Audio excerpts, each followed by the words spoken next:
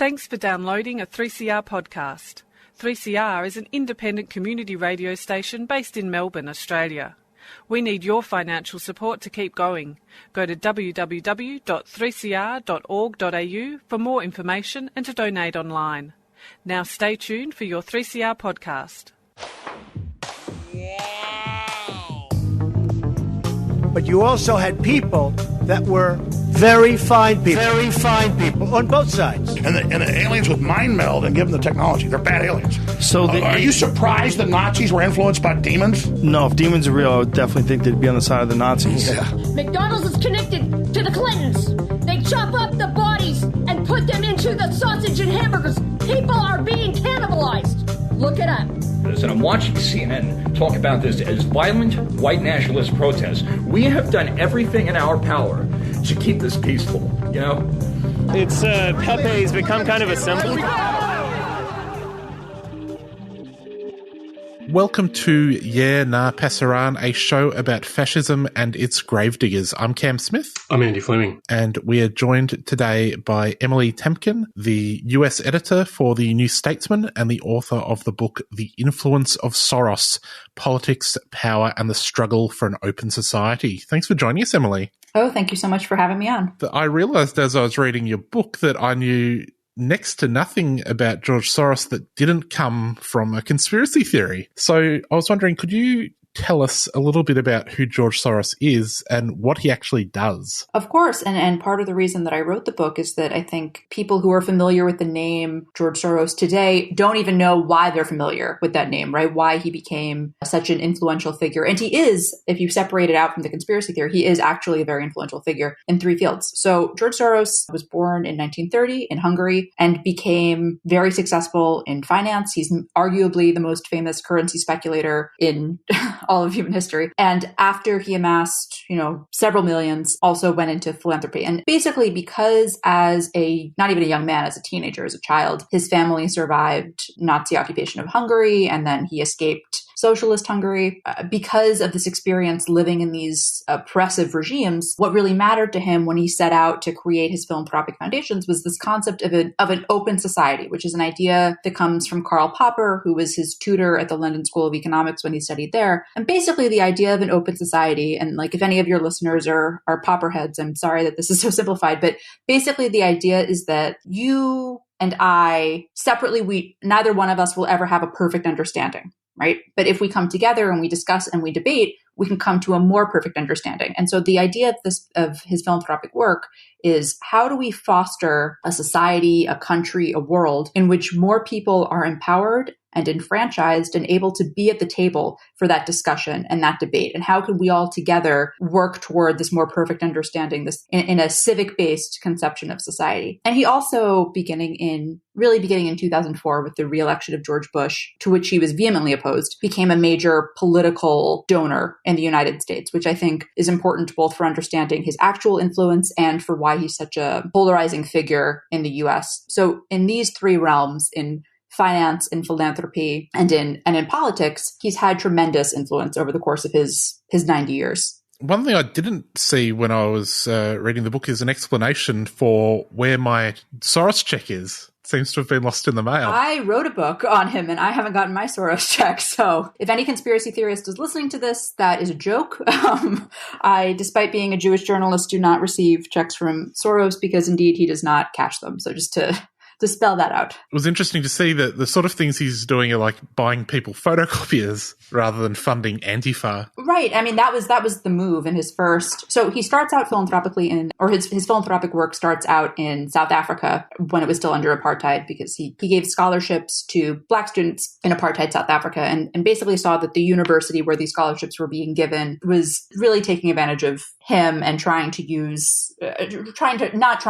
dismantle the system. So he goes back to Europe, to his native Hungary, and sets up a foundation there. And his signature move was buying photocopiers, because with a photocopier, you kind of broke the state's hold on because this is still socialist Hungary in the 80s, right? You broke the state's hold on who could disseminate information. And so his line was like, it made even people who weren't dissidents into dissidents, right? It expanded who could have access to information and to the spread of it. And I think even though that was very early on in his philanthropic career, to me, that action and the philosophy behind it is really important to understanding what's important to him philanthropically, which is expanding the table and inviting more people to it. And you can see it today, right? This summer here in the United States, there were all sorts of people who said, well, Soros is behind the Black Lives Matter movement, which is just, it's not true. Now, Open Society did announce that they were giving hundreds of millions of dollars to organizations and groups that work on racial justice. But that is very different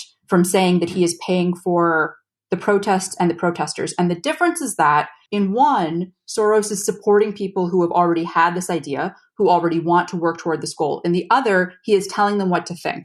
And the difference is that of legitimacy. The difference is that of agency. So, and if you look at Soros conspiracy theories, what you will see is that what many of them do is strip actors of their agency and say, you don't really have a reason to be in these streets, right? You're not really upset about police brutality. You're not really upset about state-backed violence against Black people. You're only here because Soros paid you to be here. First of all, it's not true. Second of all, it warps the philanthropic work that's actually being done. And third of all, and arguably most importantly, it takes from people their own agency, their own voice, their own place in this conversation. Soros is often depicted, as in this context, as being some kind of sinister mastermind. And another aspect of Soros's, situation that's drawn attention to in these theories is the fact that he's Jewish. Can you speak to how Soros has emerged not only as a figure that pulls the strings, but does so as a Jewish person? It's hard to separate out the anti-Semitic part of the conspiracy theory, because the reason that the conspiracy theory is so effective is because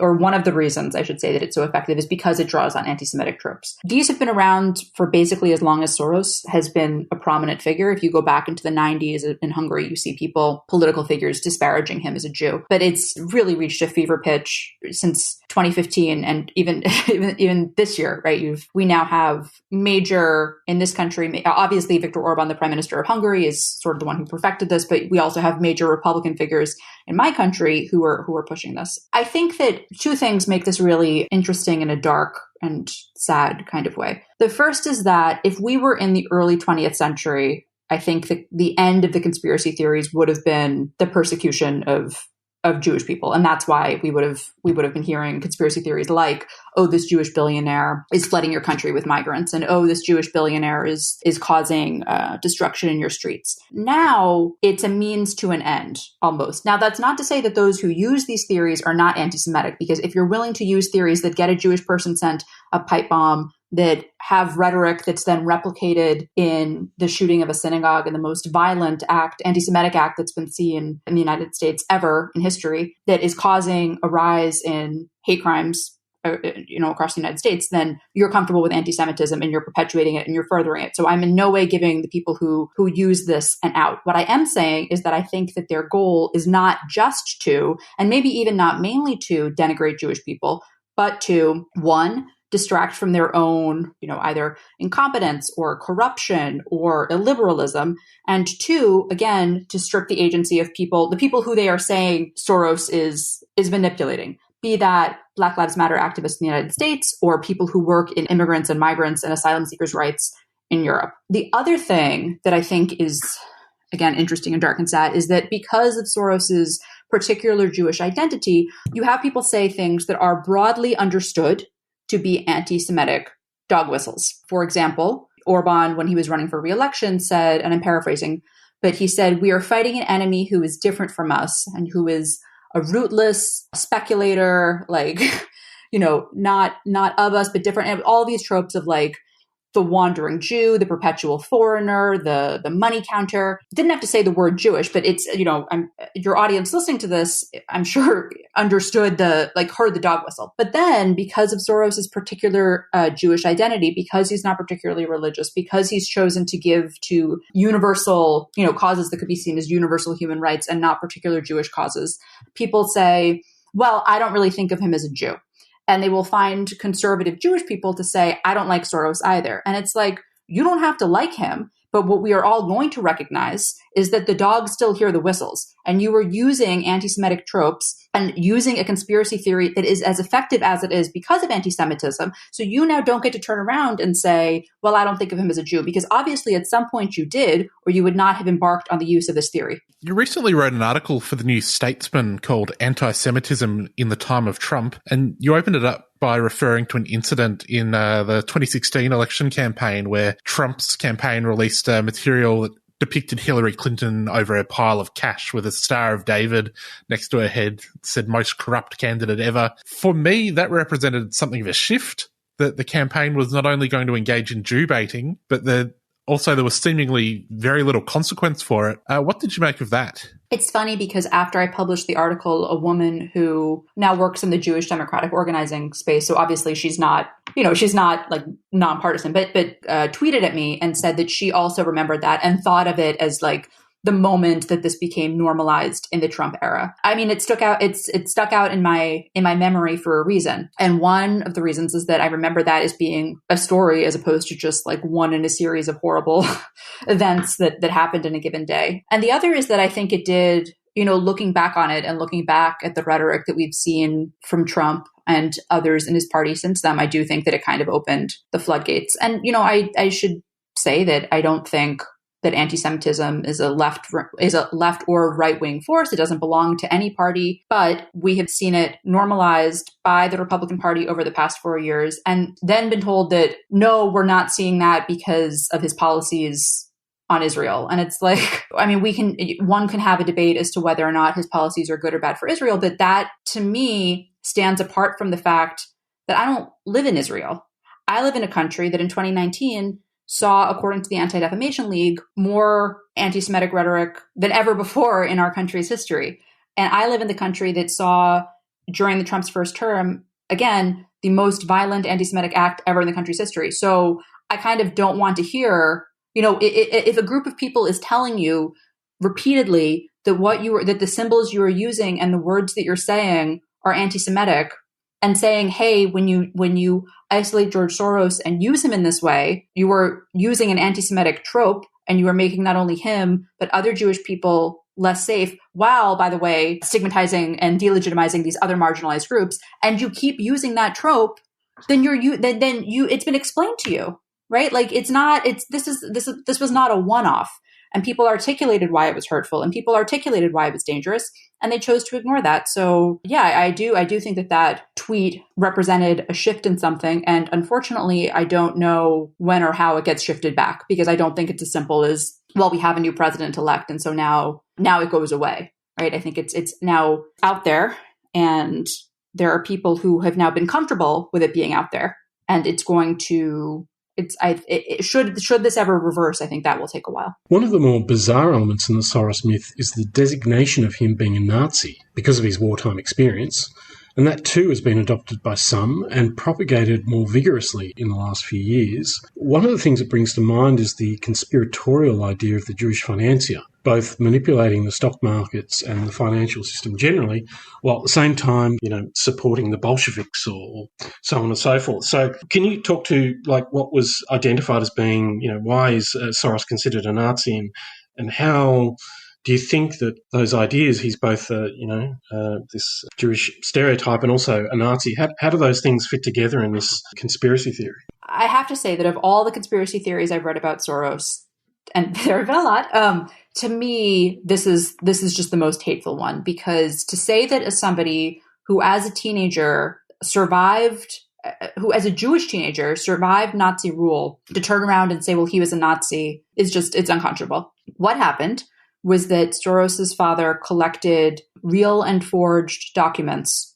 during the Nazi occupation and then the Arrow Cross rule of Hungary during World War II, so that he and his family and friends of friends could hide out during the Holocaust as Christians, so that they had a chance of survival. At one point, Soros was with a Hungarian officer who went to go take an accounting of material goods in a Jewish person's home. And Soros had to go along because he was a teenager in hiding with this person. This has been seized upon. He also he was called to the Judenrat, which was the council of Jewish people whom Nazis made do their bidding. And, his father kind of told him, you're not going to go back there. You're not going to give out these notices to Jewish people to be rounded up. First of all, this is victim blaming of just the most obvious kind. I think that it's outrageous. Like it's hurtful, it's hateful, it's not true. But the reason that people do it, I think, goes back to, well, first of all, it itself is in a way a Jewish stereotype of like the conniving Jew who's only out for himself and doesn't care about anyone. So it perpetuates the stereotype. But at the same time, it does what we were talking about earlier, which is dismissing Soros's Jewish identity while playing on it, right? So it says, what it does is to say, well, he's not a real Jewish person. He, in fact, is a Nazi, while then playing with a conspiracy theory that uses the fact that he's Jewish and that plays on Jewish tropes. So it tries to distance the teller, the spreader of the conspiracy theory from charges of anti-Semitism that they can then spread the anti-Semitic conspiracy theory. You're listening to 3CR 855 AM, 3cr.org.au and 3CR Digital on your DAB radio. We are currently talking to Emily Tamkin about George Soros. Something you describe in the book is how Soros initially becomes a figure of conspiracy in sort of Central and Eastern Europe, specifically in Slovakia, where he sort of fit into this ready-made mold as a boogeyman. Could you explain why he fit into that mold in Slovakia, but also how did we get from there to here where he's now this boogeyman being invoked by even Australian politicians? Mm-hmm. So the case that you're talking about is in 1998, Mečiar, who was ruling Slovakia, and Madeleine Albright at the time called Slovakia the black hole of Europe. Slovakia didn't make it was not on the same accession path to transatlantic institutions as the rest of Central Europe because they were run by Mečiar. And in the 90s, it isn't that Soros conspiracy theories didn't exist in the 90s. They did, but they were more fringe figures. And Mečiar, the reason that I write about the Slovak case is that in 1998, they had elections and there was this big get out the vote effort. It was funded by, private philanthropic institutions, but also by foreign governments. But the people who were getting out the vote were themselves Slovak, and they mobilized, basically what they realized was that Mečiar was counting on the disillusionment and cynicism of his people, and they were able to convince people like, no, we can believe in something. We can believe in something that's better and different and, accountable and democratic. And it worked. But over the course of that election, both he and state-backed media and, his cronies painted those who were trying to get out the vote as Soros stooges. And in fact, there's a cartoon that I talk about in the book that one of the guys who was like the spokesperson for this get out the vote effort at the end of the election is smoking a cigar, and the cigar says Soros on it. So it had been there. And the reason that it was chosen in Slovakia is like why Soros is that there's two reasons. The first is that the Open Society foundations by the 1990s were already a global endeavor. He was extremely well known throughout Europe, not only for his financial work, but also for the scholarships that he had given out, the arts and humanities programs that he had funded, the debating trips that had been paid for by Open Society. So you have a very familiar name, and then you have an identity that, as one Slovak put it to me, if you wanted to think of a villain, like this is the most cartoonish villain. So he's born in Hungary, which because of like the ethnic tensions within Europe, if you're Hungarian, it means something in Slovakia and Romania and in Hungary because you're a Hungarian who left. So he's born in Hungary. He's now American. He lives in New York. He's Jewish. He works in finance. Like all your synapses light up when you hear this man's identity. And you can build him up without actually and denigrate him and say that your opposition is just a Soros stooge, and you never actually really have to build your opponent up into being a legitimate political threat. You can just attack Soros.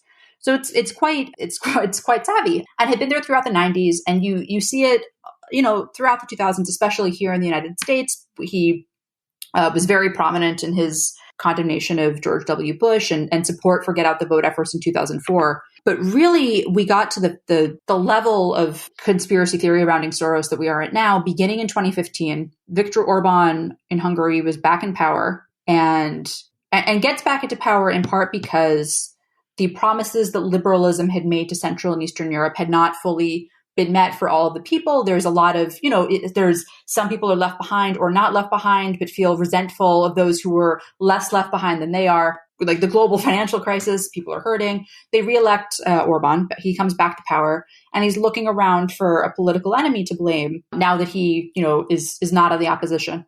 And he and this American Republican Jewish operative by the name of Arthur Finkelstein go back into the history books of conspiracy and come up with Soros, who incidentally had been Orban's benefactor, because Orban had Fidesz, his party back when it was a student club, had received money from Open Society, or it was known in the 80s as the Soros Fund in Hungary. And Orban himself had gone to Oxford on a Soros scholarship. And Soros had given money to Hungary after the flood in 2010, or not flood, the mudslide in 2010 to help the city of Budapest. But nevertheless, Orban, I guess, turns on Soros and blames him for the migrant crisis that came about because Syrian people were fleeing civil war in their country.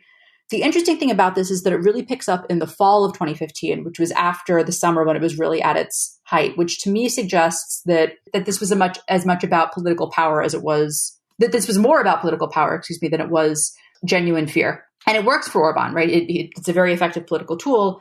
And then we see it spread throughout the world. Like, I wrote a piece on Soros in 2017, and then I wrote one a year later in 2018. The 2017 one was really focused on Central and Eastern Europe.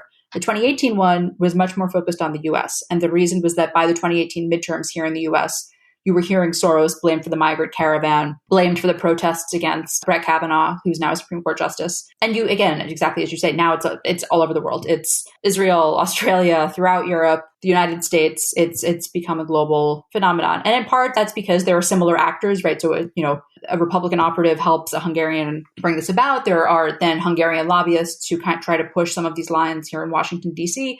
But in part, it's through social media. And in part, it's because if something is very effective in one country and it's about a figure who's known around the world, there's nothing stopping another political leader from using it. One of the ironies that might be associated with George Soros and his quest for an open society is that to the extent that these projects have worked in Central and Eastern Europe, one of the things they've opened up is the return of various forms of ultranationalism, especially in Hungary.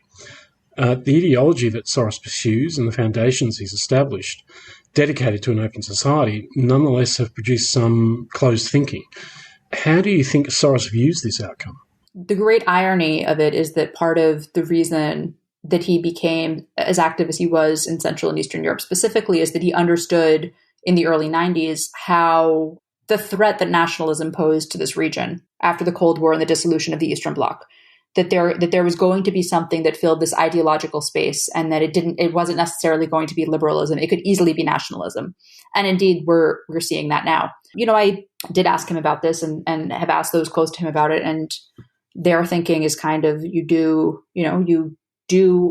what you can, like you build your sandcastle that gets knocked over and you have to try to rebuild it. A lesson that I personally came away from in writing this book is that it kind of can't be up to a George Soros. It can't be up to a billionaire philanthropist. This has to come from people within the societies if it's going to be real, tangible change. And I think to an extent, he recognizes that too, which is part of the reason that Soros is one of the billionaires now saying that he should be taxed more. It can't be an open society if whether it's an open society is up to not just Soros, but to a handful of very wealthy people. But I also think that that's Soros's legacy. I think that some of the people who are questioning the setup of our society and its financial systems and its capitalism and the setup of the way things are in the US and in Europe and around the world have themselves benefited at some point from a Soros scholarship or from some Soros program or from money that he gave to try to fight the war on drugs or from and so on and so on. And so I think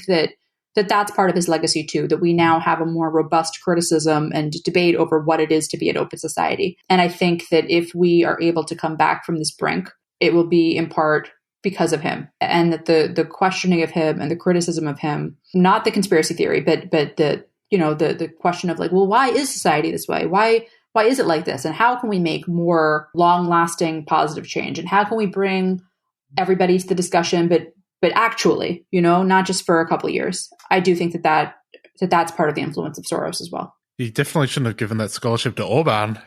Well, it actually happened in a few cases where it was Orban. He was very pro Saakashvili, who now who went on to run Georgia and then remain friendly with Orban and become critical of Soros and his political involvement. But I guess it's kind of like, do you get to say for every Orban how many people went to the Central European University and Oxford and this debating club and so on and so forth, who have made a change in Europe who wouldn't have otherwise, right? We can't say. I do think it speaks to why we shouldn't have one person handing out. I mean, it's not just him, it's a whole foundation, but why, whether somebody is a good political leader or a bad political leader should maybe not be up to the support of a handful of our ruling class. I guess just finally, I often see people who engage with Soros conspiracy theories, especially in the wake of COVID, when we've seen this boom in the conspiracy theory industry. I see people engaging with Soros ideas where you might describe them as low information participants. Not the media figures or the politicians talking about it, but just ordinary citizens who I'm not entirely sure they're aware that they're trafficking in anti-Semitism as much as they're just parroting buzzwords that they've seen on social media or Fox News. Is it possible to explain to these people why they should be more attentive to the anti-Semitic dimensions of what they're parroting? I guess what I would just say to those people is that while I understand that perhaps you did not come to criticism of this person because he's Jewish, the reason that you know who he is because there are other people who do understand that he's Jewish and who are saying something that is not true and playing on anti-Semitic stereotypes in order to both protect themselves and to delegitimize and denigrate your fellow citizens. And that the reason to disbelieve and fight against a Soros conspiracy theory is not, I'm not particularly interested in protecting a person who's worth $8 billion. I'm just not. Do I think that I don't think anybody should be lied about. I don't think that anybody should be sent a pipe bomb. But to me, the real victim here is not Soros, right? It's those whose work is dismissed because they're dismissed as Soros stooges. It's those who are less safe because they're Jewish or because they're dismissed as Soros stooges. And so the reason to fight against Soros conspiracy theories has nothing to do with, has very little, in my opinion, to do with Soros and has everything to do with the rest of us. Emily, thanks very much for joining us. If people would like to get the book, it is available wherever you get your books, The Influence of Soros, and where can people find you online? Oh, I'm an overly active tweeter at Emily C. Tamkin, and I'm writing regularly for the New Statesman, so you can find me there too. Excellent. Thanks so much for joining us. Oh, thanks so much for having me. Well, that was very interesting, Andy. It was, Cam. That is all we've got time for. Global Intifada is up next. We'll be back next week. See you later. Bye-bye.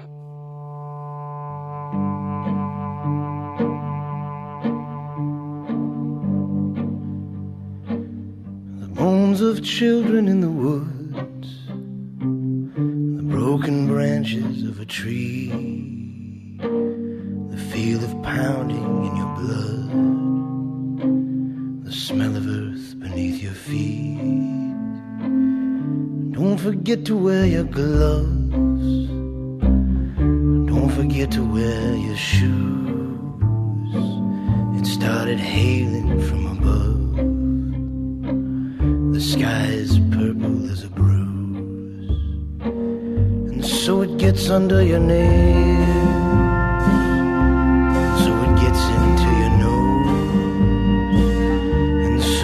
into your eyes,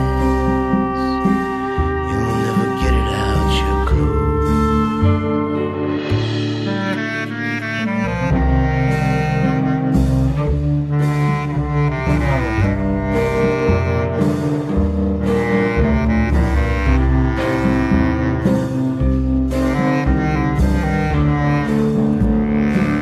we have to even up the pile. They'll see the earth is freshly turned. They're bound to be here in a while. They'll find whatever isn't burned. All these children in the woods, what does it matter here today? It isn't bad, it isn't good. They'd only grow up anyway.